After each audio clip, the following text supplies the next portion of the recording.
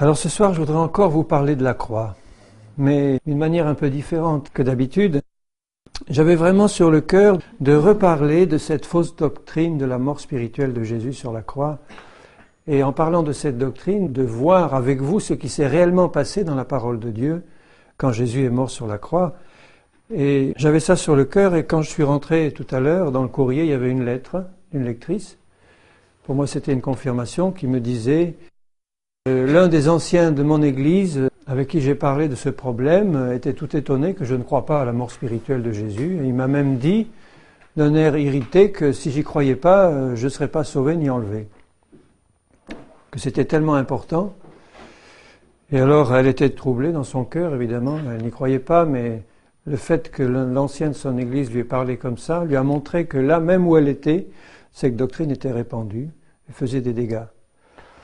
Et elle m'a envoyé un petit livret écrit par un évangéliste mondial dont je tairai le nom par charité, qui s'appelle Questions fondamentales et qui parle de la parole de Dieu, de l'évangile, du salut des pécheurs, etc. Et alors, dans ce livret qui est édité à des centaines de milliers d'exemplaires, imprimé à Singapour, il y a eu 7 impressions en quelques années. Enfin bref, c'est un document qui a l'air très répandu comme document d'évangélisation et pour amener des âmes au Seigneur. Et en présentant l'œuvre de Jésus sur la croix, ce document dit ceci, c'est que le salaire du péché, c'est la mort spirituelle du pécheur en enfer et sa mort physique. Et que le Seigneur, le Père a envoyé Jésus, qui a porté notre péché. Cela prouve la sainteté de Dieu. La mort de Christ n'a pas été truquée. Le prix du péché a été payé en totalité. Là, je lis, je cite. Il n'est pas seulement mort physiquement, mais aussi mort spirituellement. Pendu à la croix, il a crié ces mots. Mon Dieu, pourquoi m'as-tu abandonné? À cet instant terrible, Dieu le Père tourna le dos à son Fils bien-aimé, qui endura alors la peine de la séparation d'avec Dieu. Le seul homme qui vécut une vie parfaite souffrit la double peine de mort, c'est-à-dire physique et spirituelle, qu'entraînait la culpabilité des hommes. Alors voyez, un autre évangile et un autre Christ qui est annoncé là. Et pourtant, tout le reste de la brochure, vous la lisez, c'est tout à fait biblique, évangélique et tout. Et là, la semence de Satan est glissée à propos de l'œuvre de Jésus sur la croix, et ce peu qui est marqué là suffit pour annuler, si c'est reçu par quelqu'un qui lit ça et qui le croit dans son cœur, c'est reçu et c'est conçu pour annuler l'ensemble de la prédication de la croix et du message de Jésus. C'est un message de perdition et pas de salut. Donc je voulais voir ça avec vous, et en même temps pour nous chrétiens, c'est un stimulant de la foi de voir ce qui s'est réellement passé à la croix, parce que, en fait, vous n'imaginez pas à quel point cette doctrine, sous des manières quelquefois subtiles, est répandue dans toute l'Église. Alors certains croient que Jésus est mort spirituellement pendant 3 jours, d'autres pensent qu'il est mort spirituellement pendant 3 heures à la croix, au moment où il a été entièrement séparé du Père, etc. Enfin, il y a diverses présentations de cette fausse doctrine, mais le fondement reste le même. Cette doctrine consiste à dire que sur la croix, Jésus a été totalement identifié au pécheur, et comme le salaire du péché, c'est la mort spirituelle, et ensuite l'enfer, et la mort physique, comme Jésus s'est identifié avec le pécheur, il est devenu péché complètement à la place du pécheur, et il a subi non seulement le châtiment physique, mais il est mort spirituel, c'est-à-dire qu'il a été coupé du Père, de Dieu complètement, comme le pécheur est coupé de Dieu par son péché. Lui n'a pas été coupé de Dieu par son propre péché, mais le péché du monde qu'il a pris pour lui et en lui. Et à l'instant où il était sur la croix, il aurait donc, d'après cette doctrine, sous ses aspects divers, il aurait donc reçu non seulement la condamnation du péché, mais tout le péché du monde serait rentré en lui, aurait rempli sa nature intérieure au point de le souiller complètement par le péché, puisqu'il a été coupé, il aurait été coupé du Père comme le pécheur est normalement coupé de Dieu par son péché. Et ensuite, lorsqu'il est mort physiquement, son esprit mort spirituel, comme le pécheur est mort spirituel, serait allé 3 jours en enfer, où il aurait souffert. Alors encore plus que sur la croix, toutes les souffrances spirituelles du pécheur qui est condamné à l'enfer et qui le sait. Donc Satan et tous les démons de l'enfer se seraient jetés sur lui pendant 3 jours, l'auraient torturé de toute manière et il aurait, en tant que pécheur, identifié aux pécheurs, à la place des pécheurs, Jésus aurait subi le châtiment de l'enfer pendant ces 3 jours horribles. Et à la fin des 3 jours, par une décision souveraine de Dieu le Père, il a envoyé le Saint-Esprit en plein milieu de l'enfer pour faire naître de nouveau spirituellement le Seigneur Jésus, qui à ce moment-là est entré dans un combat personnel contre Satan, est allé vers lui en vainqueur, lui a arraché les clés de la mort et du séjour des morts, et à ce moment-là, comme il était rené de nouveau, entièrement justifié, c'est à ce moment-là que s'est passée la résurrection physique alors, et que l'œuvre de Jésus a été donc achevée. Alors pour nous qui sommes au clair, nous voyons quelles sont les erreurs que comporte cette fausse doctrine, mais il y a beaucoup de chrétiens qui ne s'en doutent pas et qui ont accepté cette doctrine ou diverses formes de cette doctrine d'une manière telle que ce venin de Satan, ce poison, est en train d'empoisonner toute leur vie spirituelle et de les couper de l'héritage de Dieu. Parce qu'en fait, il s'agit d'une hérésie, d'une fausse doctrine complète, et nous savons que celui qui reçoit une fausse doctrine n'a pas Dieu.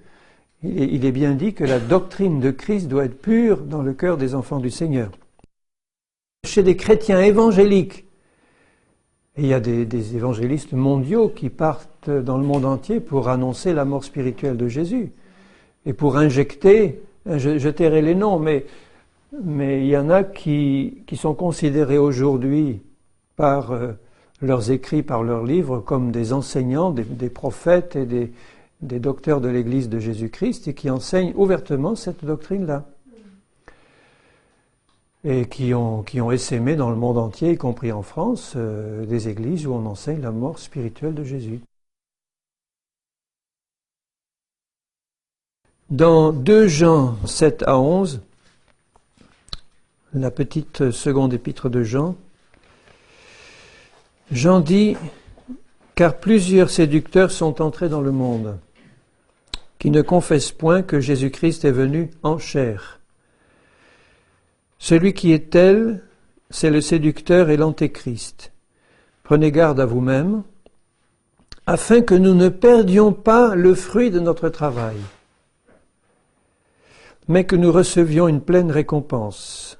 Quiconque va plus loin et ne demeure pas, alors écoutez bien, dans la doctrine de Christ, n'a pas Dieu.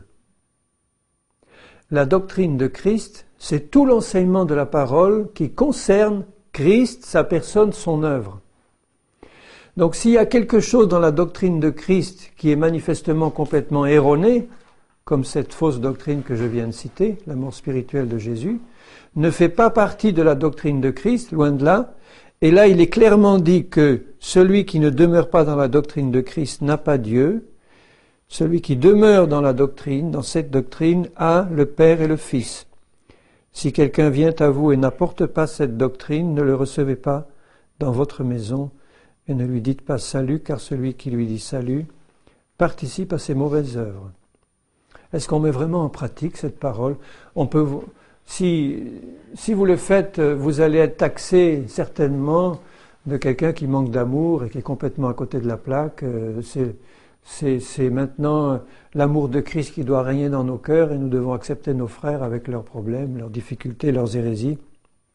Or là, Jean, l'apôtre de l'amour, dit clairement, si quelqu'un ne t'amène pas la doctrine de Christ, tu ne le reçois pas chez toi, tu ne lui dis même pas salut, car il n'a pas Dieu. Et c'est souvent des enfants de Dieu qui se disent tels, qui apportent cette doctrine-là. Ce ne sont pas des païens qui apportent une fausse doctrine de Christ. Ce sont ceux qui ont reçu Christ et qui ont reçu une fausse doctrine concernant la nature et l'œuvre de Jésus à la croix. Ceux qui défendent cette doctrine, en fait, ont du mal à s'appuyer sur des versets de la Bible, parce qu'il n'y en a aucun qui dit clairement Jésus est mort spirituellement sur la croix. Donc, ils se servent d'un certain nombre de versets, et en même temps, quand je vous les montrerai, vous verrez comment la séduction agit, parce que comme beaucoup de séducteurs sont entrés dans le monde et que c'est là l'esprit de l'Antéchrist, il n'en faut pas beaucoup pour interpréter de travers ou pour tordre un verset de la Bible et présenter toute une doctrine appuyée apparemment sur la Bible. Mais le principe de la séduction est en général le suivant, c'est qu'ils ont d'abord une doctrine qui est établie, qui est une révélation de Satan et d'esprit séducteur, et à partir de là, ils cherchent dans la parole des versets pour confirmer cette doctrine. Alors que la parole de Dieu forme un tout, et que c'est l'ensemble de la révélation de la parole qui compte, et nous n'avons pas besoin, nous, d'essayer de prouver telle ou telle doctrine en sortant tel verset de leur contexte pour leur faire dire des choses qu'ils ne disent pas. On a simplement la doctrine de la parole de Dieu concernant Christ. Elle est claire, mais apparemment pas claire pour ceux qui sont séduits, puisqu'ils essayent d'interpréter des versets à leur façon. Alors je vais vous citer les principaux versets sur lesquels ils s'appuient, d'abord pour que les choses soient claires, parfaitement claires pour nous, et puis pour que vous ayez à répondre aussi à ceux qui, comme cette sœur, ont des problèmes avec les anciens ou les pasteurs de leurs églises, ou d'autres. Dans Lévitique 16, et à partir du verset 8, il y a l'histoire des deux boucs, dont l'un pour Azazel et l'autre pour Dieu. Alors je résume, vous lirez l'ensemble du passage, du chapitre, mais c'est au chapitre 16, tout le chapitre en fait 16 de Lévitique, où dans l'une des ordonnances de la loi, il était question pour l'expiation des péchés de choisir deux boucs. Il y en avait un qui était tiré au sort et le souverain sacrificateur lui imposait les mains pour que l'ensemble des péchés du peuple passent dans ce bouc. Et il était lâché dans le désert pour Azazel, qui est un des noms de Satan en fait, Azazel. C'était un démon supérieur qui dominait le royaume des ténèbres. Alors que l'autre bouc était sacrifié, était mis à mort. Donc vous aviez deux boucs, un sacrifié et un qui était chargé des péchés du peuple et lancé dans le désert pour Satan. Alors eux se servent de cette image pour dire, vous voyez, ces deux boucs représentent tous les deux Jésus-Christ, l'un qui a été mis à mort et l'autre sur lequel et dans lequel sont passés tous les péchés du peuple et qui a été lâché dans le désert de l'enfer pour Satan, en fait, parce qu'il a subi pendant 3 jours le châtiment de l'enfer et où il était pieds et poings liés entre les mains de Satan. Alors, je vais citer simplement ces versets, puis j'y répondrai après. Mais vous voyez que ce passage-là, si on l'interprète d'une manière erronée, si on ne tient pas compte de l'ensemble des autres révélations de la parole de Dieu concernant Jésus, on peut très facilement se servir de ce passage pour interpréter ça à la manière dont ils le font. Dans Nombre 21, il y a l'histoire du serpent d'airain. Là aussi, je vous cite simplement le chapitre, mais je ne lirai pas le détail. Je rappelle simplement les circonstances, c'est que les Israélites dans le désert s'étaient révoltés contre Dieu, et le Seigneur avait envoyé des serpents brûlants qui les mordaient et ils périssaient. Et ils ont crié au Seigneur, et Dieu a dit à Moïse, eh bien tu vas élever une perche, et sur cette perche tu mettras un serpent d'airain, et tous ceux qui regarderont le serpent, eh bien, seront guéris. Et ceux qui le regardaient étaient guéris. Donc, les tenants de cette fausse doctrine de la mort spirituelle de Jésus disent, vous voyez, le serpent, c'était Jésus sur la croix.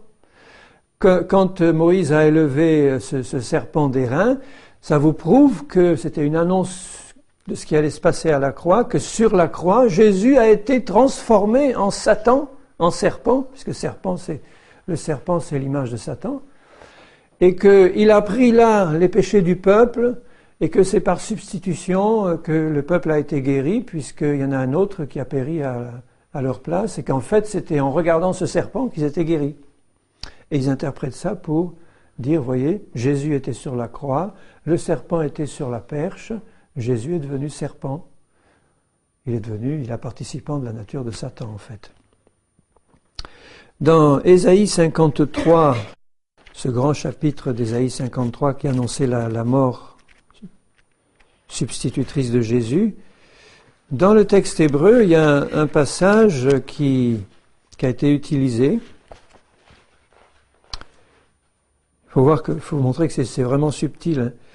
Au verset 9, il est écrit « On a mis son sépulcre parmi les méchants et son tombeau parmi les riches ». Et dans le texte hébreu, c'est pas ceci qui est marqué. Il est marqué « On a mis son sépulcre parmi les méchants et ses morts parmi les riches ». C'est un terme qui est mis au pluriel en hébreu, « ses morts ».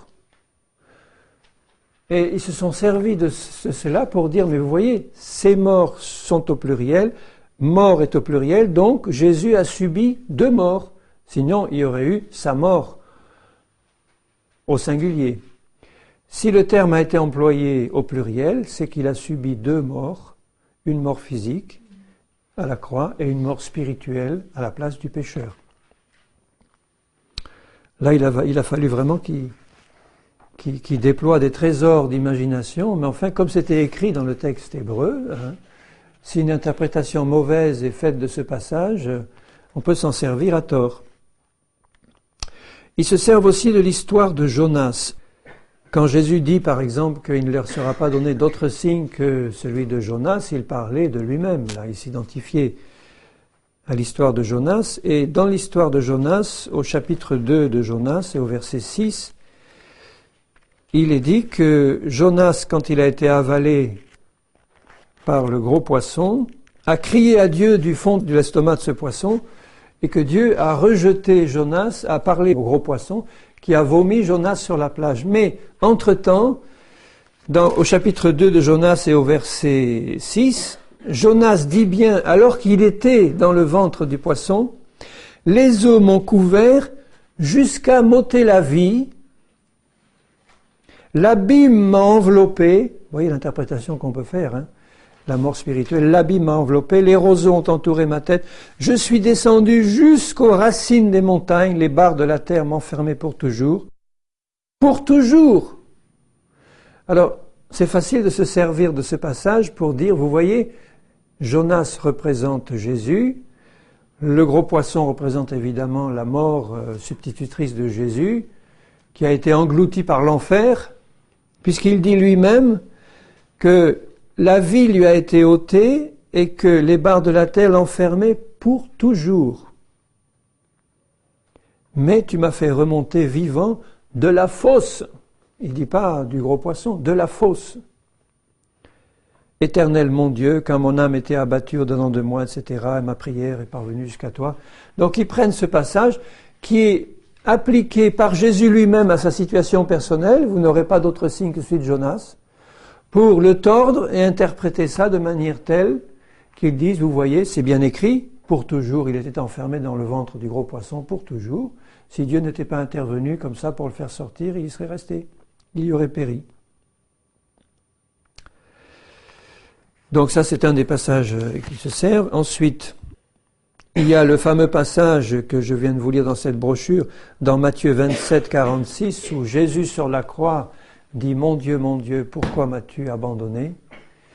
Donc ils en tirent la conclusion logique que si Jésus a crié « Pourquoi m'as-tu abandonné ?» c'est que le Père l'a abandonné, mais abandonné complètement, et qu'à l'instant où il prenait sur lui la mort et les péchés du monde, eh bien, il était littéralement transformé en péché, séparé du Père et abandonné complètement par le Père au châtiment du pécheur jusqu'en enfer.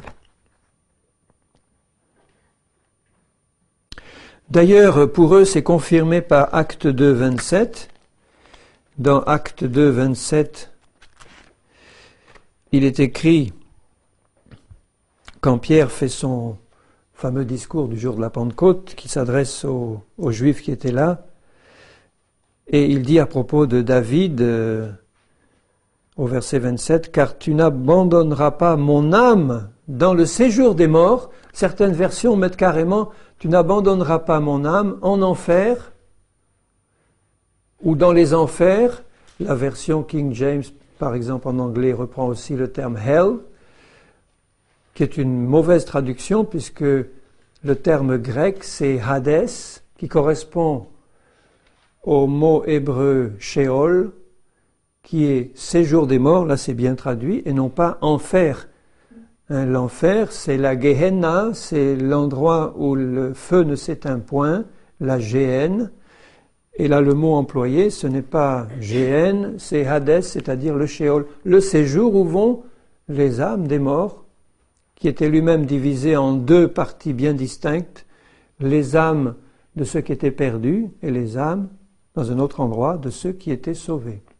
L'ensemble faisant partie du Sheol, le séjour des morts. Alors ils se servent de là pour montrer que l'âme de Jésus avait été abandonnée provisoirement 3 jours en enfer par le Père, mais que, évidemment, il en est sorti, puisque au bout des 3 jours, eh bien, il est né de nouveau et ressuscité. Ils se servent aussi de Acte 13, 33, où il est dit « Tu es mon fils, je t'ai engendré aujourd'hui ». Engendré, c'est un terme qui veut dire mettre au monde. Et ils se servent de ce terme pour dire, vous voyez bien que Jésus a dû être mis au monde à nouveau. Il avait été mis au monde une fois en venant sur la terre. Et là, dans Acte 13, 33, « Je t'ai engendré » au sens « je t'ai fait naître de nouveau ». Et après, ressuscité. Donc c'était dans un contexte de résurrection, mais eux disent, avant qu'il ressuscite physiquement, il a dû être réengendré en enfer par le Père pour naître de nouveau, puisqu'il était perdu. Il avait la situation spirituelle d'un pécheur perdu, donc d'un esprit complètement séparé du Père et souillé de péché. Et là, il est engendré par le Père avant de ressusciter. Alors vous voyez que quand on veut faire dire à la parole ce qu'on a envie de lui faire dire, on en trouve des versets, hein, on en trouve. Ensuite, le fameux verset de 2 Corinthiens 5, 21, qui est un des plus clairs dans le renseignement, 2 Corinthiens 5, 21. Il faut que ce soit clair dans notre esprit aussi, hein. Il faut que les brouillards se dissipent, parce que combien de chrétiens avec qui j'ai pu parler m'ont sorti ce verset pour me prouver que Jésus était bien fait péché pour nous. Dans 2 Corinthiens 5, 21, celui qui n'a pas connu le péché, il l'a fait, il c'est Dieu le Père, il l'a fait devenir péché pour nous, afin que nous devenions en lui justice de Dieu. Donc c'est apparemment d'une clarté limpide. Lui qui n'avait jamais connu le péché, il n'est pas dit qu'il s'est contenté de porter le péché, il l'a fait devenir péché pour nous, pour qu'en lui, ensuite, à la résurrection, devienne justice de Dieu. Donc ça, c'est le verset principal sur lequel il s'appuie pour prouver que Jésus a bien été transformé en péché complètement. Vous vous rendez compte ce que ça signifie que l'Esprit Saint du Fils de Dieu a reçu en lui tous les péchés du monde et est devenu péché, c'est-à-dire que Jésus est devenu homosexuel, prostitué, meurtrier, etc., à la place de tous ces pécheurs-là. Il l'est devenu dans son esprit, à la place des autres. Il est devenu péché. Il y a ensuite Éphésiens 4, 8 et 9, où il est écrit, c'est pourquoi il est dit, étant monté en haut, il a amené des captifs, il a fait des dons aux hommes. Or, que signifie il est monté? Sinon qu'il est aussi descendu dans les régions inférieures de la terre. Ceux qui ont fait du latin, les régions inférieures, c'est inferno, c'est l'enfer. Hein, donc c'est interprété de cette manière en tout cas. Celui qui est descendu dans les régions inferno, inférieures de la terre, c'est Jésus. Il en est sorti et il est remonté avec des captifs qu'il avait libérés. Ils se servent de ce passage également. Et enfin, Apocalypse 1, verset 5 et puis verset 18 du même chapitre 1. Dans Apocalypse 1, dans la bouche même de Jésus, ah Seigneur, l'esprit de séduction. Au verset 5, Jésus dit, je suis donc le témoin fidèle, le premier-né des morts. Alors pour eux, ils disent, vous voyez, c'est clair, si Jésus lui dit, je suis le premier-né des morts, Je suis le premier-né de nouveau entre ceux qui sont morts. C'est clair hein, pour eux. Et un peu plus loin au verset 18, j'étais mort, et voici je suis vivant au siècle des siècles, je tiens les clés de la mort et du séjour des morts qu'il a évidemment arraché dans leur histoire des mains de Satan, au moment où en enfer il est né de nouveau et que il a conquis Satan. Là j'ai choisi les versets principaux, il y aurait encore quelques détails, mais enfin, à partir de là, ils ont sorti donc ces versets pour appuyer leur doctrine. C'est pas leur étude de la parole qui leur a montré qu'il en était ainsi, c'est que, ayant reçu cette révélation, ils ont cherché dans la parole un certain nombre de versets qui pouvaient être interprétés conformément à leur doctrine. Alors, pour répondre clairement et en détail à cette fausse doctrine, voici ce qu'on peut dire. La première des choses, c'est qu'ils ont une mauvaise connaissance de la nature même de Dieu. Ou en tout cas, ils ne se rendent pas compte de la contradiction qui est exposée dans cette brochure-là, puisque quelques pages avant, on nous parle de Jésus en disant « Jésus est Dieu, il est éternel, il ne change pas ». Quelques pages après, on nous dit que Jésus a changé puisqu'il est devenu pécheur à la place du pécheur et que pendant 3 jours, ou pendant un certain temps, il a complètement changé de nature. Il n'était plus Jésus le pur, fils de Dieu, il est devenu le pécheur à la place des pécheurs. Il n'est donc plus le même. Hein. Donc c'est fondamentalement entaché d'erreur dès le départ dans la conception de la personne de Jésus. Jésus-Christ est Dieu le Fils. Il est le Fils de Dieu, mais il est Dieu en tant que Fils. Dieu est un esprit éternel, Dieu est esprit, éternellement manifesté en 3 personnes distinctes, et toutes les 3 forment un seul Dieu. C'est la meilleure définition que je connaisse de la nature de Dieu qui est insondable. Hein. Mais enfin, Dieu est un esprit éternel, éternellement manifesté en 3 personnes qui coexistent éternellement dans leur divinité, mais qui ne forment qu'un seul esprit éternel, divin, un seul Dieu. Alors, puisque Jésus-Christ est Dieu le Fils, Dieu ne peut pas mourir spirituellement. C'est une impossibilité complète. Sinon, il n'est pas Dieu. Déjà cette vérité-là suffit à faire tomber l'ensemble des autres raisonnements, parce que le fait de faire mourir Jésus spirituellement, ils ne se rendent même pas compte qu'en acceptant cette doctrine, ça pousse à la conclusion que Jésus-Christ ne peut pas être Dieu, puisque Dieu ne peut pas mourir spirituellement. Et ça nous montre aussi pourquoi il fallait que Jésus participe à la chair et au sang, parce que ne pouvant pas mourir spirituellement comme il est Dieu, il fallait que la seule mort qui s'offrait à lui, c'était la mort physique. Il fallait qu'il passe par la naissance humaine pour prendre un corps de chair exactement semblable au nôtre, mais sans connaître le péché, puisque la conception de Jésus n'était pas due à un rapport humain, mais était due à une intervention entièrement surnaturelle de Dieu. Donc l'ovule fécondé dans le sein de Marie est un apport surnaturel complet du début à la fin. C'est pas l'ovule de Marie qui a été fécondé surnaturellement, sinon Jésus serait participant à la chair humaine et au péché originel. C'est une implantation divine, surnaturelle, dans le sein de la Vierge Marie, qui venait entièrement d'en haut, sans aucun contact avec la nature humaine, et donc l'hérédité de péché de nos ancêtres depuis Adam et Ève.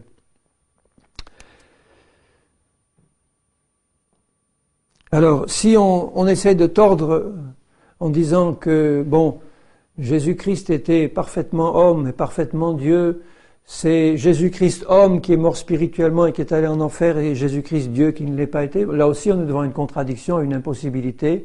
Il ne peut pas y avoir 2 parties en Jésus, une qui va en enfer et une autre qui va au paradis en même temps. C'est impossible. Ou une qui ne peut pas y aller et une qui y va.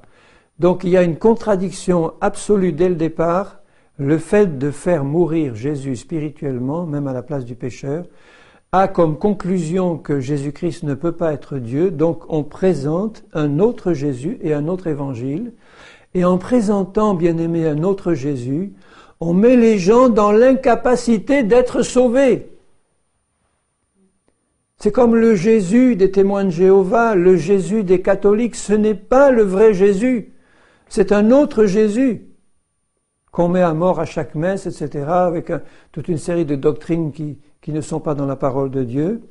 On présente un autre Jésus qui est incapable de sauver ceux qui croient en ce Jésus-là.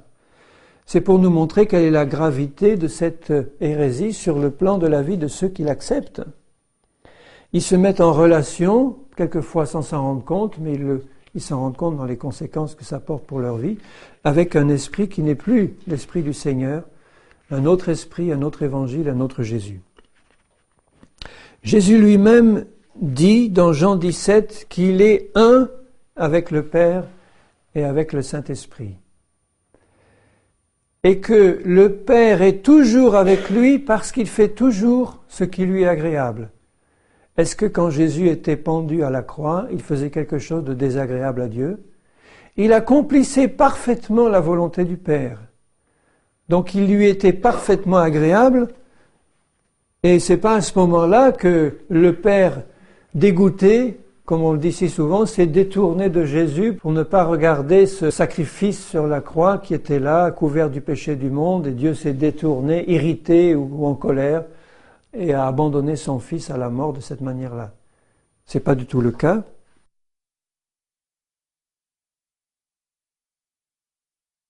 Dans Romains 8, au verset 3, c'est même exactement l'inverse, vous voyez. C'est l'inverse. Romains 8, verset 3, Dieu a condamné le péché dans la chair, hein, il ne dit pas dans l'esprit, en envoyant à cause du péché son propre Fils dans une chair semblable à celle du péché, afin que la justice de la loi soit accomplie en nous qui marchons non selon la chair mais l'esprit. Donc Jésus est né d'une manière surnaturelle avec un corps semblable au nôtre selon la chair, mais qui ne comportait aucune des tares héréditaires de la nature humaine.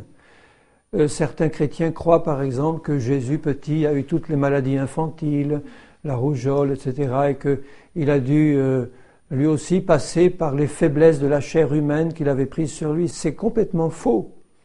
Jésus était né sans péché, il n'a jamais connu de maladie ni d'infirmité, il ne devait même pas mourir s'il n'avait pas accepté de lui-même la mort violente de la croix, puisque le salaire du péché c'est la mort. Donc lui ne devait pas connaître la mort normalement, il avait une nature sans péché, une nature qui lui permettait de vivre éternellement, s'il n'avait pas volontairement, comme il le dit lui-même, accepté de donner lui-même sa vie pour la reprendre ensuite. Il l'a fait volontairement en passant par la mort physique de la croix et en versant tout son sang qui nous rachète.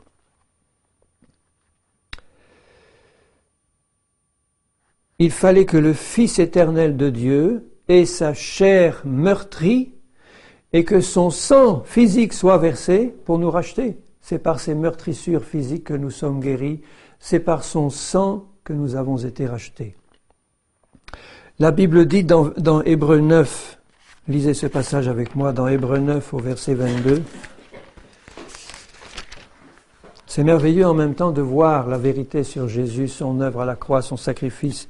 Hébreux 9 au verset 22, il dit « Presque tout d'après la loi est purifié avec du sang, et sans effusion de sang, il n'y a pas de pardon. » Il ne dit pas sans mort spirituelle d'une victime innocente, il dit sans que le sang soit versé, parce que la vie est dans le sang, dans l'enseignement de la Bible, notre vie à nous, notre âme, notre vie est dans notre sang.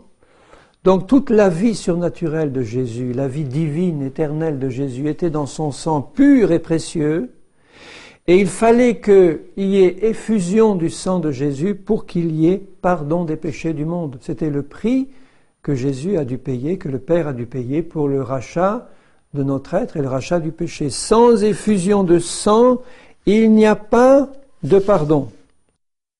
Au verset 13, un peu plus haut, « Car si le sang des taureaux et des boucs et la cendre d'une vache répandue sur ceux qui sont souillés sanctifie et procure la pureté de la chair, combien plus le sang de Christ, qui par l'Esprit éternel s'est offert lui-même sans tache. » Il ne s'est pas offert souillé par tous les péchés du monde, il s'est offert sans tache à Dieu.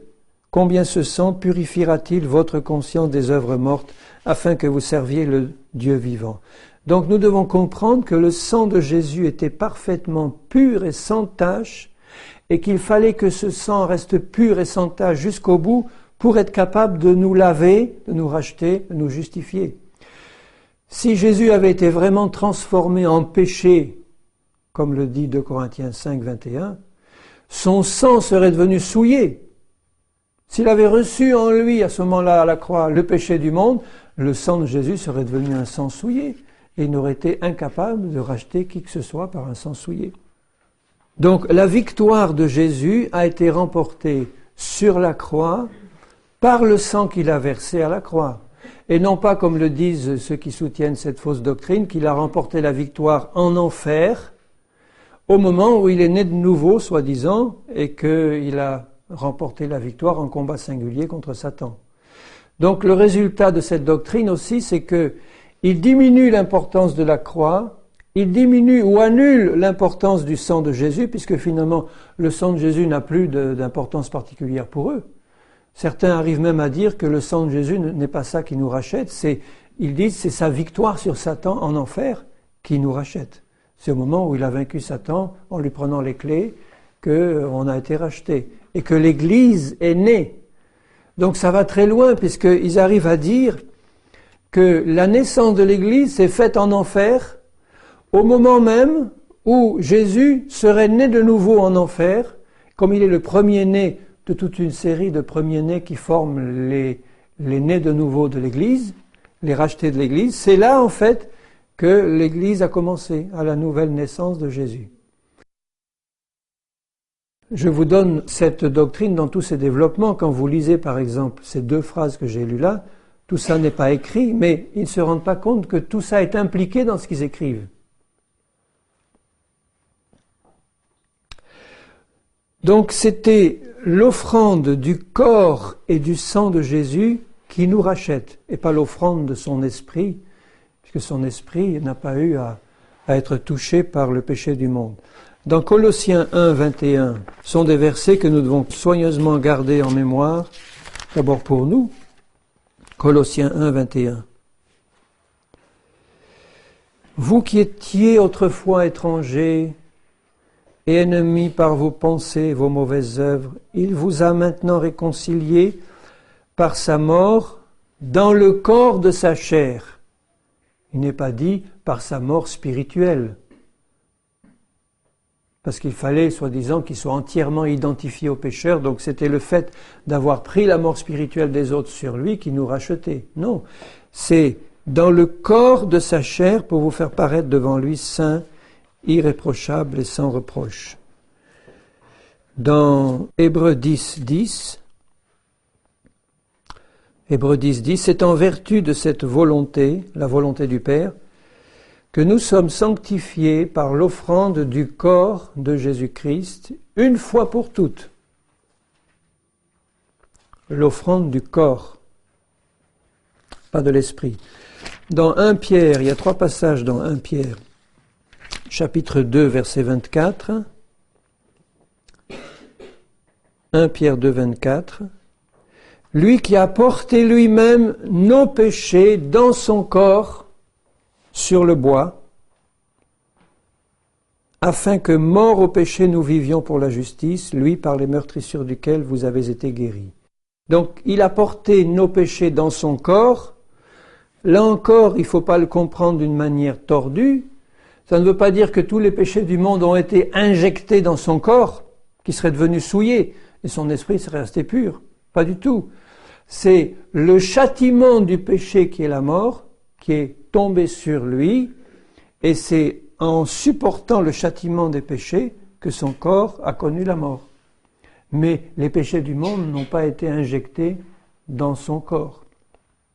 Comme on pourrait le penser si on interprétait mal, donc il a porté nos péchés dans son corps, ça ne veut pas dire que nos péchés sont entrés dans son corps.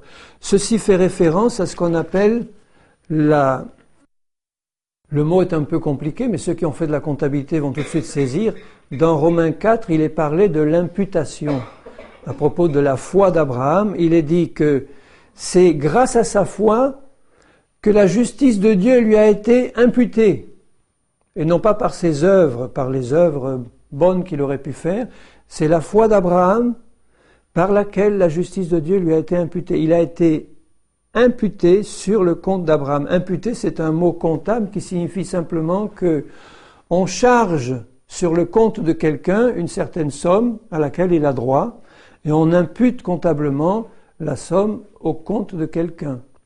Ça veut dire que normalement le compte d'Abraham était vierge, il n'avait pas la justice de Dieu et que par la foi en Dieu, Dieu a inscrit sur son compte, à son crédit à lui, la justice de Dieu comme prix de sa foi. Donc ce qui s'est passé à la croix, c'est une double imputation légale. En fait, c'est une transaction légale spirituellement qui s'est passée à la croix. C'est que à la croix, le châtiment qui devait tomber sur nous, c'est-à-dire la mort, a été imputé sur le compte de Jésus. À cause des péchés qui étaient les nôtres, ce ne sont pas ces péchés qui sont passés sur lui, nos péchés qui sont passés sur lui, c'est le châtiment de nos péchés qui a été imputé à Jésus par la mort qu'il a dû subir dans son corps sur la croix. Et en même temps, il y a eu une seconde imputation, c'est que pour ceux qui ont foi en lui, la justice de Dieu a été imputée sur notre compte, alors que nous ne le méritions pas normalement, mais ça a parfaitement satisfait la justice de Dieu, donc une double imputation, une écriture à partie double, une imputation sur notre compte de la justice de Dieu, en même temps que sur le compte de Jésus était imputé le châtiment qui devait nous revenir à cause de nos péchés. Mais en aucun cas, ni le corps ni l'esprit de Jésus n'ont été souillés par l'irruption du péché dans sa vie. Ça, il faut que ce soit clair pour nous.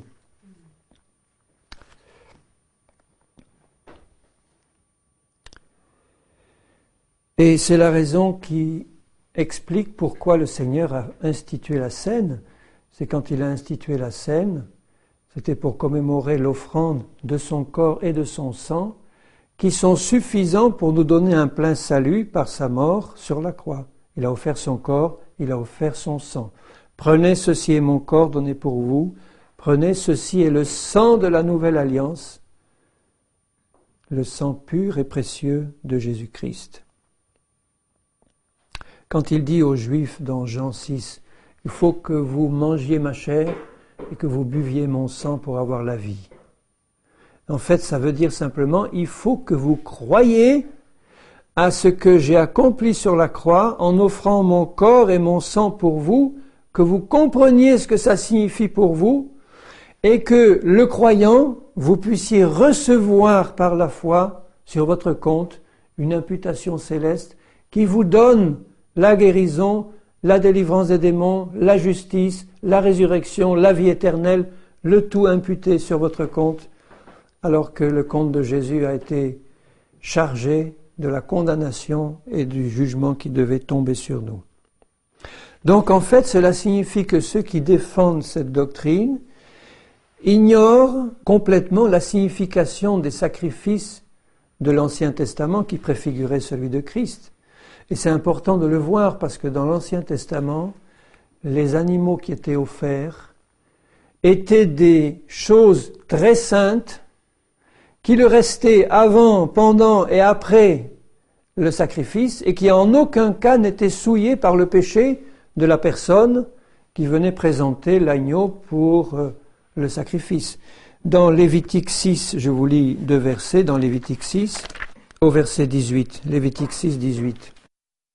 Voici la loi du sacrifice d'expiation. C'est dans le lieu où l'on égorge l'holocauste, c'est la croix, que sera égorgée devant l'Éternel la victime pour le sacrifice d'expiation. C'est une chose très sainte. Le sacrificateur qui offrira la victime expiatoire la mangera. Elle sera mangée dans un lieu saint, dans le parvis de la tente d'assignation. Quiconque en touchera la chair sera sanctifié. Vous voyez, si à l'époque de ces sacrifices, on avait dit et enseigné que le péché de celui qui venait présenter son agneau devait passer sur l'agneau et qu'il allait être souillé par le péché, ça ne pouvait pas être une chose sainte. On ne pouvait surtout pas la manger, ni le sacrificateur, dans un endroit saint. Elle aurait immédiatement été écartée comme quelque chose d'impur qui portait sur elle tout le péché de la personne qui venait offrir le sacrifice. Là, il suffisait de toucher sa chair pour être sanctifié. S'il en rejaillit du sang sur un vêtement, la place sur laquelle il aura rejailli sera lavée dans un lieu saint. Le vase de terre dans lequel elle aura cuit sera brisé. Si c'est un vase d'airain dans lequel elle a cuit, il sera nettoyé, lavé à l'eau. Tout mâle parmi les sacrificateurs en mangera, c'est une chose très sainte. Cet agneau restait un agneau très saint, pur et sans tache, comme Christ sur la croix n'a jamais été contaminé, jamais par le péché.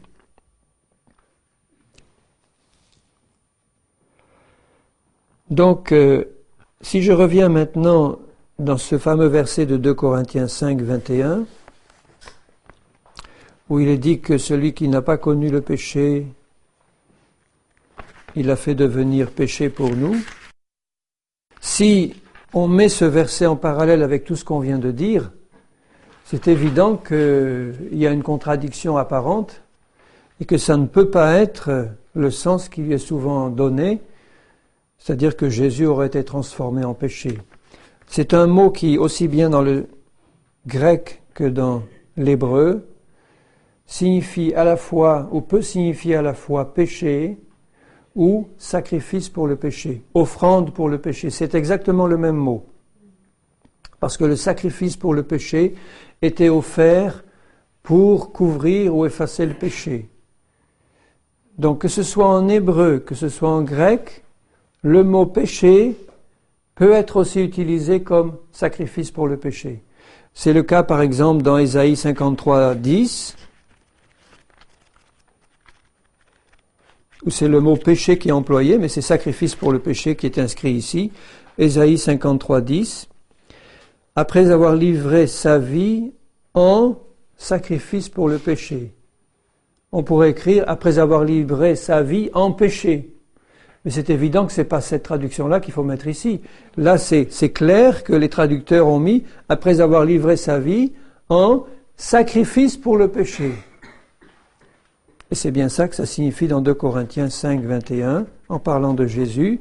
Il faut lire donc cette traduction non pas comme elle est là, mais celui qui n'a pas connu le péché, il l'a fait devenir sacrifice pour le péché pour nous, afin que nous devenions en lui justice de Dieu.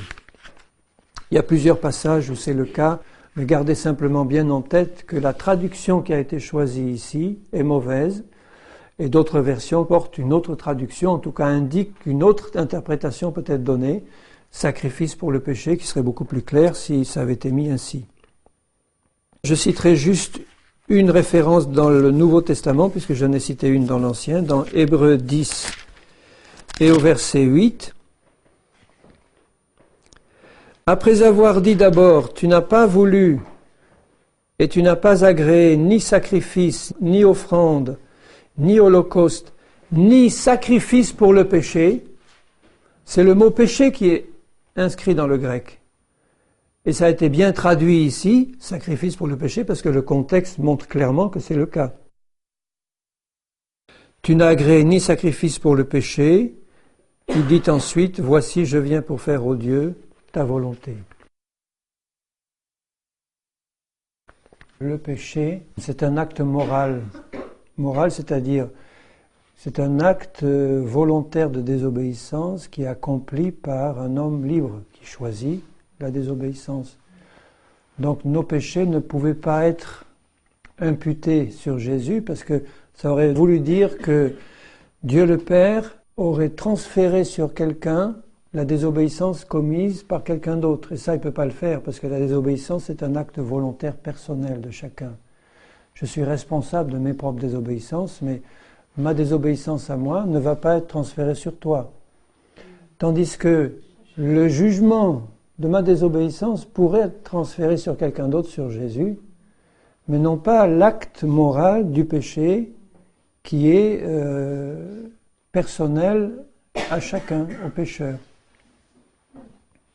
C'est pour ça que quand il est dit que Jésus a porté nos péchés, c'est pas dans le sens que nos péchés lui ont été imputés et que il a pris en compte pour lui nos propres péchés, mais il y a eu un transfert du châtiment qui devait nous revenir.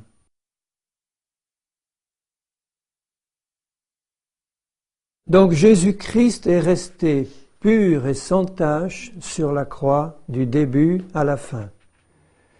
Ne disons pas, comme on le dit dans certaines églises ou dans certains enseignements ou certains milieux, Dieu en colère s'est détourné de lui et pendant 3 heures ou 3 jours, il a été coupé de son fils et il a considéré avec dégoût cet homme pantelant sur la croix. C'est exactement le contraire dans l'enseignement de la parole de Dieu.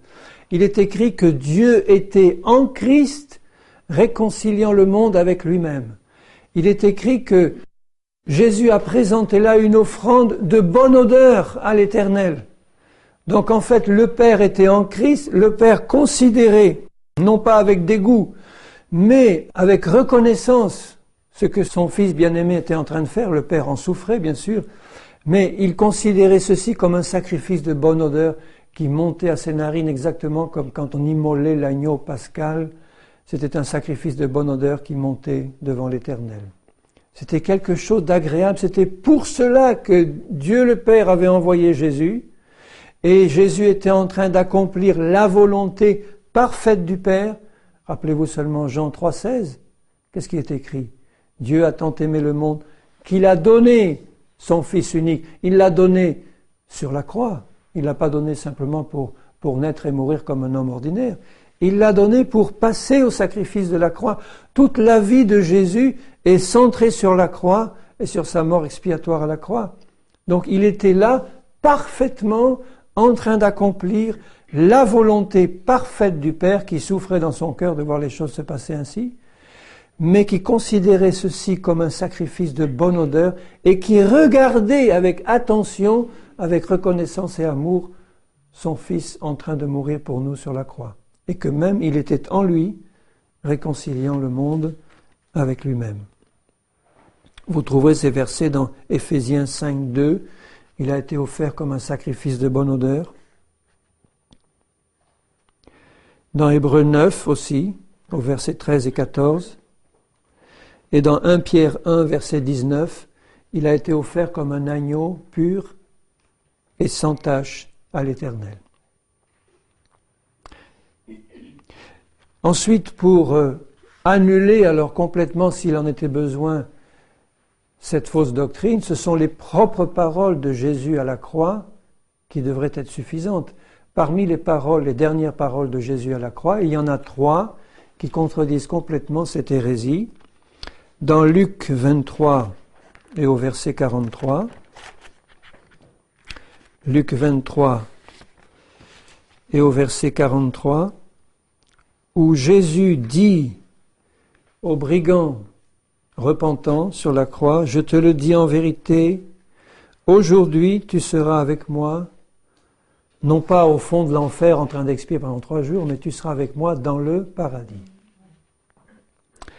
Alors les tenants de la fausse doctrine s'en sortent encore une fois d'une manière qui est là vraiment pas très honnête, puisqu'ils disent, puisqu'en grec il n'y a pas de ponctuation, il suffirait de déplacer d'un mot la virgule et de dire ce que pour eux Jésus-Christ a vraiment dit, « Je te le dis en vérité aujourd'hui, virgule, tu seras avec moi dans le paradis dans 3 jours ou un de ces jours. » Donc vous voyez à quel point c'est malhonnête de faire ça, parce que ça n'a aucun sens, c'est un double emploi inutile que Jésus lui dise « Je te le dis aujourd'hui, C'est évident que c'est aujourd'hui qu'il est en train de parler. Pour le brigand qui est en train de mourir, il lui disait pas hier ou demain, il lui disait aujourd'hui. Donc ça sert à rien de dire que Jésus a dit « je te le dis aujourd'hui ».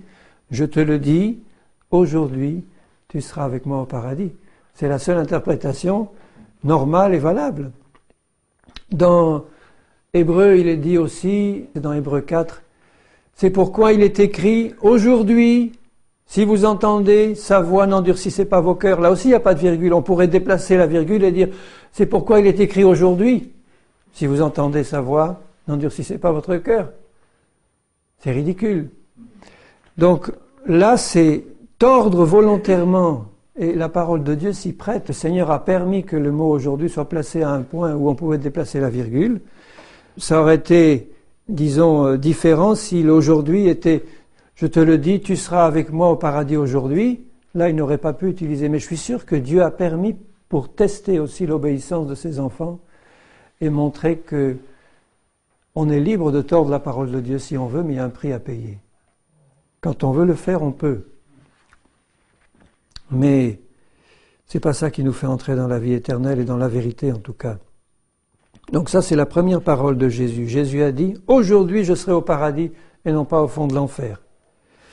Ensuite, il a dit aussi, un peu plus loin, dans Luc 23 et au verset 46, quand le voile du temple se déchire et qu'il expire, Jésus s'écria d'une voix forte, « Père, je remets mon esprit entre tes mains. » Il n'a pas dit « je remets mon esprit entre les mains de Satan, puisque mon esprit est mort, spirituellement mort, maintenant c'est Satan qui va s'en occuper pendant 3 jours. Je remets mon esprit entre tes mains, Père. » Et je suis certain, comme il l'a dit, que lorsqu'il est mort, son esprit est sorti de son corps a connu la mort physique, son esprit est sorti de son corps, il est allé à son Père. En attendant la résurrection, il est allé prêcher aux esprits qui étaient morts, qui étaient en prison. Et il a fait autre chose sans doute pendant ces 3 jours, mais il attendait la résurrection en présence de son Père. Et enfin, dans Jean 19, verset 30, Jean 19, verset 30, quand Jésus eut pris le vinaigre, il dit « Tout est accompli ». Ça veut dire que si tout était accompli, il n'y avait plus rien d'autre à accomplir pour le salut du monde. Et ce n'était pas, comme le disent les tenants de cette doctrine, ce n'était pas en enfer qu'il a finalement accompli le salut final en remportant la victoire sur Satan. Pour cette fausse doctrine, la mort de Jésus à la croix n'est pas l'accomplissement final, ce n'est que le début de cette fameuse période de 3 jours où Jésus a souffert, soi-disant, et a remporté ensuite la victoire finale en enfer qui, là, vraiment, représente le tout accompli final pour eux.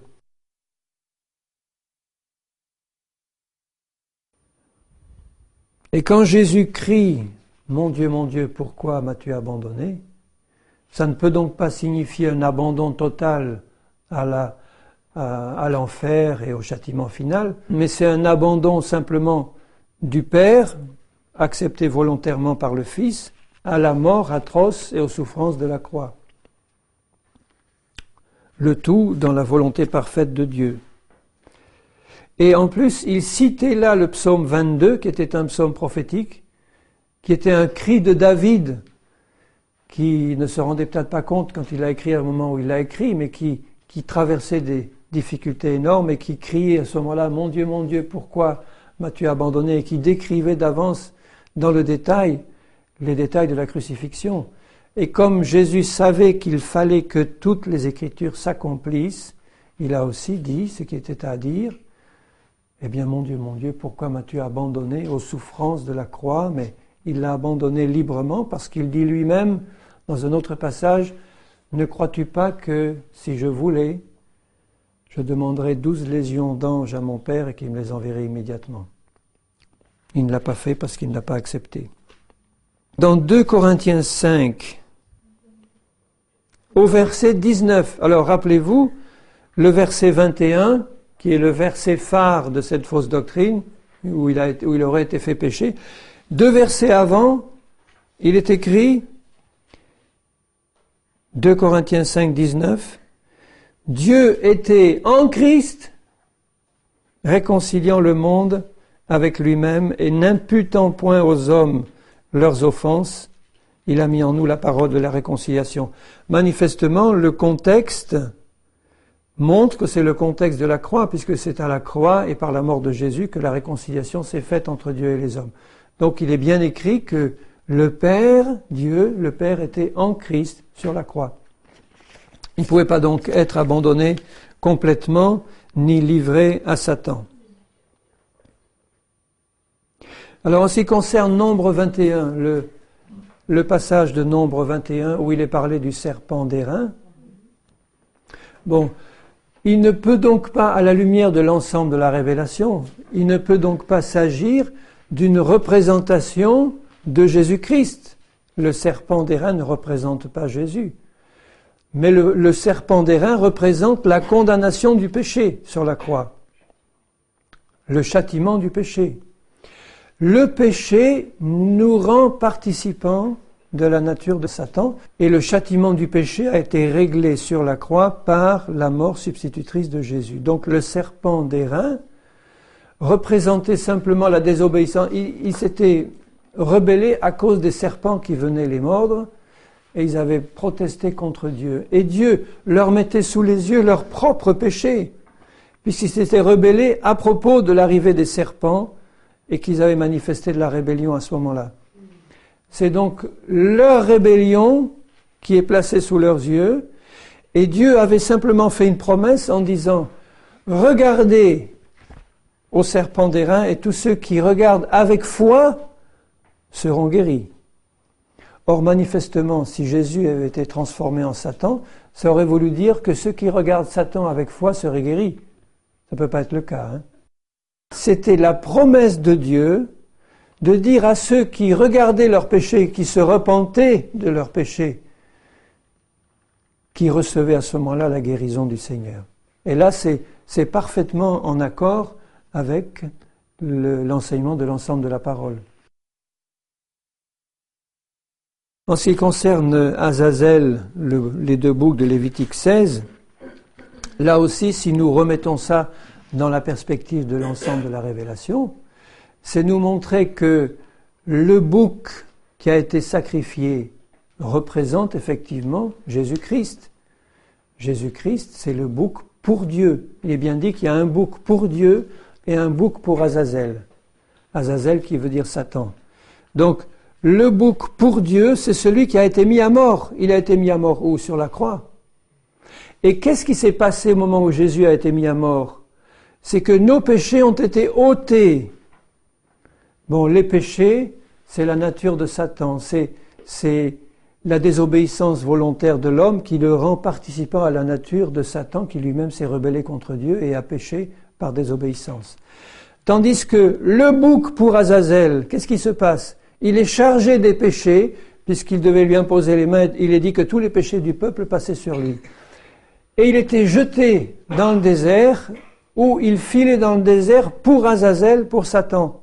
Donc, qu'est-ce que ça laisse comme interprétation normale? Ça veut dire que quand Jésus-Christ a été mis à mort, le bouc qui est mis à mort, eh bien, tous nos péchés ont été ôtés de nous, légalement, et transférés sur cet autre bouc qui était pour Satan, c'est-à-dire que Satan s'est trouvé dépouillé complètement de toute autorité sur nous. Il s'est retrouvé, lui, avec tous les péchés du monde. Puisqu'il est l'auteur du péché, il est le pécheur lui-même, le père du mensonge, l'auteur de tous les péchés du monde, et c'est lui qui pousse à la désobéissance qui est le péché. Donc en fait, par la mort de Jésus-Christ, il a vaincu Satan qui s'est retrouvé, lui, dans le désert de sa solitude, chargé de tous les péchés qu'il aurait dû nous garder dessus. Il s'est retrouvé avec, puisque le sang de Jésus a enlevé, ôté les péchés de tous ceux qui croient en lui, et tous ces péchés se sont retrouvés où? Dans l'escarcelle de Satan. Il s'est retrouvé avec, pour l'éternité, il va rôtir dans le lac de feu, avec tous ceux qui n'auront pas accepté le bouc qui a été mis à mort. Le bouc pour Azazel n'est pas Jésus. Le bouc mis à mort, c'est lui, c'est Jésus. L'autre est resté vivant, il n'a pas été mis à mort.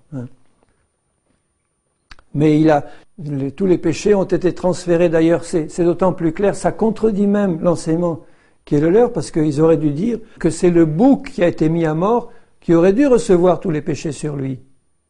Or, le bouc qui a été mis à mort n'a rien reçu sur lui, il a été mis à mort, c'est tout, alors que tous les péchés ont été transférés sur celui qui est resté vivant. Sur celui qui n'a pas été mis à mort, ça ne pouvait pas être Jésus. Donc ça se retourne complètement contre eux. Mais ils ne s'en rendent pas compte. Ensuite, Jonas, je relis dans Matthieu 16. Matthieu 16. Quand il est parlé du signe de Jonas, c'est tellement clair quand vous regardez le contexte. C'est pour ça que nous devons faire attention de ne pas citer des versets hors de leur contexte d'une part et hors de l'ensemble de l'enseignement de la Bible.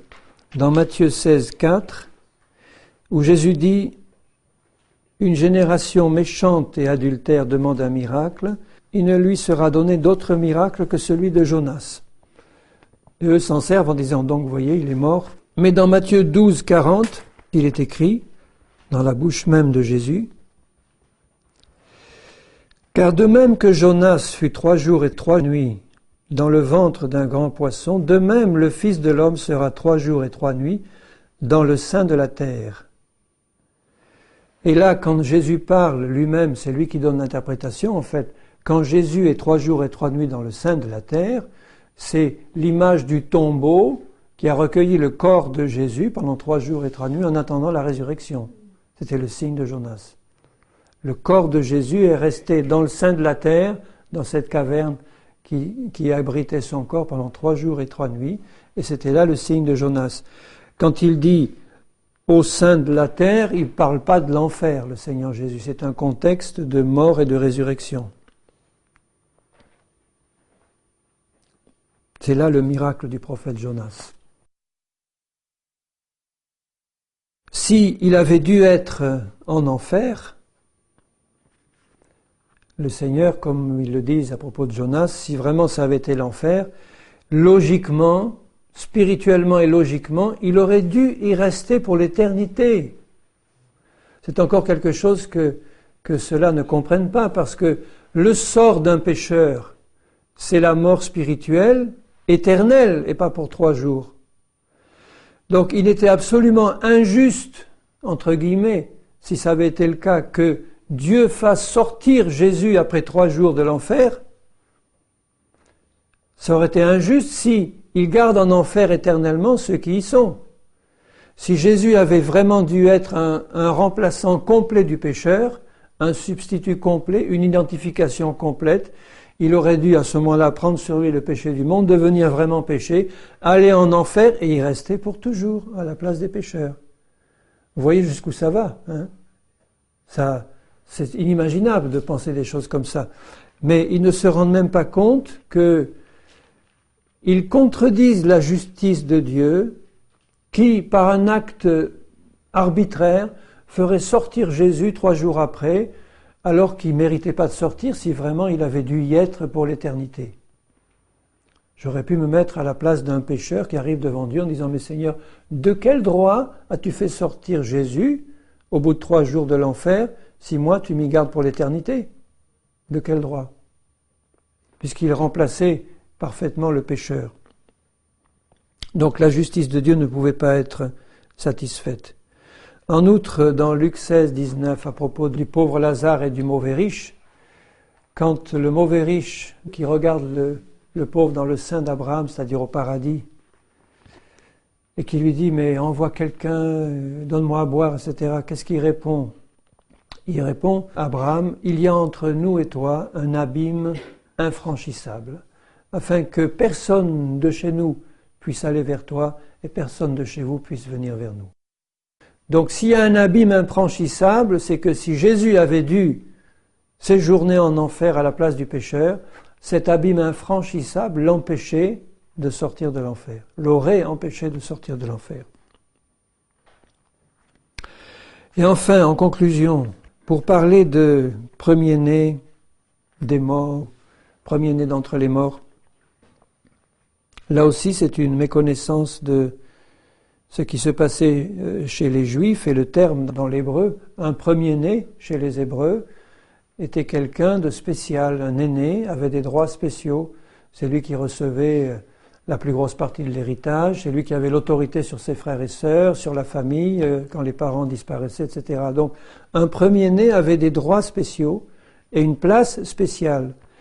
Et quand Jésus est appelé, ou s'appelle lui-même le premier-né d'entre les morts, ça ne veut pas dire qu'il est le premier-né de nouveau d'entre les nés de nouveau, ça veut dire qu'il est le premier-né de Dieu, ça veut dire qu'il a une place d'autorité suprême entre tous.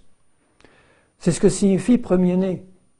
Il a l'autorité suprême, pas seulement parce qu'il est le premier-né de Marie, qu'il y en a eu d'autres après, mais c'est parce que spirituellement, il a une position de premier-né du Père, en tant que Fils éternel, et qu'en tant que premier-né, il a une autorité suprême sur tous, et que ses privilèges spéciaux lui ont été notamment reconnus à sa résurrection. Dans Colossiens 1,15, il est dit « Il est l'image du Dieu invisible, le premier-né de toute la création ». Ça ne veut pas dire, comme disent les témoins de Jéhovah, qu'il est le premier à avoir été créé, puisqu'il est lui-même le créateur. Car en lui ont été créées toutes choses qui sont dans les cieux, etc. Et il est dit « Tout a été créé par lui et pour lui ». Le « pour lui » montre qu'il a une position d'autorité suprême. Car Dieu, au verset 19, a voulu que toute plénitude habite en lui. C'est les privilèges du premier-né, l'autorité suprême sur toute la création. Il est lui-même le créateur, il n'a pas pu être créé. Alors, en ce qui concerne, il est descendu dans les régions inférieures, c'est-à-dire Éphésiens 4, 8 et 9. Étant monté en haut, il a amené des captifs, il a fait des dons aux hommes. Or, que signifie il est monté, sinon qu'il est aussi descendu dans les régions inférieures de la terre? Celui qui est descendu, c'est le même qui est monté au-dessus de tous les cieux, afin de remplir toutes choses. Alors, si on interprète ce verset à la lumière de l'ensemble de la révélation, donc ça ne peut pas être qu'il est descendu en enfer, dans les régions inférieures au sens enfer, mais qu'il est descendu au plus bas dans son incarnation terrestre. Rapprochez ça de Philippiens 2. Si vous regardez dans Philippiens 2, ça devient clair, qui est dit au verset 5, « Ayez en vous les sentiments qui étaient en Jésus-Christ, lequel, existant en forme de Dieu, n'a point regardé comme une proie à arracher d'être égal avec Dieu, mais s'est dépouillé lui-même. » Voilà, il commence la descente. En prenant une forme de serviteur, encore plus bas, en devenant semblable aux hommes, après s'être trouvé dans la situation d'un homme, il s'est humilié lui-même, en se rendant obéissant jusqu'à la mort, et même jusqu'à la mort de la croix. On ne pouvait pas descendre plus bas. C'est pourquoi aussi Dieu l'a souverainement élevé, en lui donnant le nom qui est au-dessus de tout nom, etc. Donc ça veut dire simplement ça, il s'est humilié lui-même en descendant dans son incarnation terrestre au plus bas, à la position la plus basse à laquelle il pouvait descendre, une forme d'homme, une forme non seulement d'homme mais de serviteur, et en plus de serviteur mourant sur une croix comme un malfaiteur. Il ne pouvait pas descendre plus bas que là où il est descendu par amour pour nous. C'est ça que ça veut dire. Il a fallu qu'il fasse un acte vraiment d'amour pour nous, pour s'incarner sur cette terre de misère, pour venir nous apporter son salut parfait. Alors je termine par 3 versets dans 2 Corinthiens 11, 4. Si vous rencontrez un chrétien qui n'est pas au clair en ce qui concerne ce qui s'est passé sur la croix, mettez-le au clair au plus vite. Surtout ne dites pas, ne laissez pas passer comme quelque chose de sans importance si vous entendez un chrétien dire « Ah, Dieu s'est détourné avec dégoût de son Fils » ou « Dieu a été séparé de son Fils sur la croix ». Remettez les choses au clair parce qu'il est en train d'accepter une fausse doctrine qui est en train de lui présenter un autre Jésus que le vrai Jésus.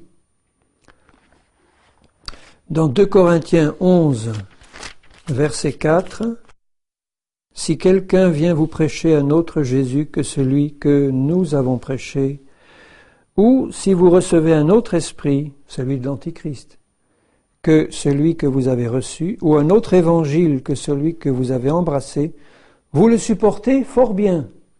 C'est pareil aujourd'hui. Il est en train de les secouer parce qu'ils sont en train d'accepter un autre évangile et un autre Jésus. Dans Galates 1,6, il secoue encore les Galates en leur disant « Je m'étonne que vous vous détourniez si promptement de celui qui vous a appelé par la grâce de Christ pour passer à un autre évangile. » Non pas qu'il y ait un autre évangile, mais il y a des gens qui vous troublent. Et moi, je suis troublé de voir à quel point cette doctrine se répand dans les milieux chrétiens. En Amérique, c'est quelque chose de fantastique. Et si je vous citais les noms des évangélistes qui prêchent ouvertement ceci, il y a par exemple Kenneth Hagin. Kenneth Hagin enseigne ça dans son livre qui s'appelle Le nom de Jésus. C'est clairement détaillé dans un chapitre de ce livre. Kenneth Copeland, etc., tout cela enseigne la mort spirituelle de Jésus. Le grand évangéliste argentin Juan Carlos Ortiz aussi, et d'autres. L'église d'Arbiste aussi enseigne que là, pendant 3 heures, il a été séparé du Père.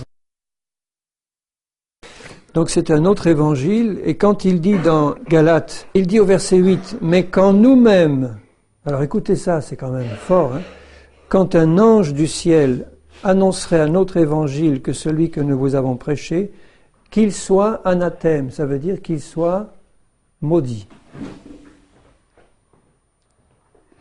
Nous l'avons dit précédemment et je le répète à cette heure, si quelqu'un vous annonce un autre évangile que celui que vous avez reçu, qu'il soit maudit. Ça veut dire tout simplement que ceux qui ont pris cet enseignement pour eux, même sans se rendre compte de la portée de cet enseignement, sont sous la malédiction de Dieu. Ils ne peuvent pas avoir une pleine ouverture à la bénédiction du Seigneur. Ils sont sous une malédiction qui va rester tant que, évidemment, il n'y a pas la lumière qui se fait et la repentance qui entre dans le cœur, parce que quand la repentance vient, il est possible de reconnaître son tort en disant « Seigneur, j'ai été séduit par orgueil », puisqu'en fait c'est ça, la séduction joue sur l'orgueil. J'ai eu l'impression de voir une révélation profonde, une profondeur extrême dans l'œuvre de Jésus-Christ, et en fait c'était une erreur qui venait de l'enfer. Et parce que je n'ai pas veillé, parce que je n'ai pas suffisamment fait attention et été sur mes gardes, en contrôlant cette parole dans l'ensemble de ta révélation, je l'ai acceptée sans discussion. Et elle est en train de produire des fruits de malédiction dans ma vie. Heureusement que le Seigneur, dans sa grâce, fait la lumière et que ses brebis entendent sa voix, parce que quand nous entendons la voix du Seigneur, nous pouvons toujours venir à Jésus en disant « Seigneur, je me suis trompé, pardonne-moi, lave-moi dans ton sang, Seigneur, et remets-moi sur les rails. » Et le sang précieux de Jésus fait son œuvre puissante et nous rétablit dans la vérité. Père, merci d'avoir accompli en Jésus cette œuvre si parfaite à la croix. Ma prière, c'est que tu nous la révèles constamment, Seigneur, davantage, et que nous puissions vraiment comprendre la perfection de cette œuvre, de ce tout accompli de l'agneau sans tache qui a été offert et qui nous a donné ta justice par la foi en Jésus-Christ. Merci Seigneur, je te rends grâce de tout mon cœur, que je puisse, par ta main puissante, Seigneur, être digne de marcher constamment dans cette révélation, dans la foi en Jésus et dans les œuvres que tu as préparées pour moi. Merci mon Père, sois loué, sois béni et adoré éternellement. Amen.